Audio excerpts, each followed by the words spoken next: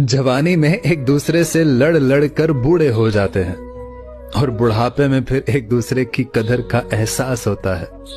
जब एक दूसरे का दुख समझने वाला कोई नहीं होता फिर उन्हें पछतावा होता है कि कितने हसीन पल हमने नफरतों के सपुर्द कर दिए। इसलिए मियां बीवी से गुजारिश है कि अपना वक्त बहुत अच्छे से गुजारे, माफ करने की रवश अपनाए, अपना दिल बड़ा करे, क्योंकि आपका रिश्ता एक दूसरे से बहुत बड़ा है।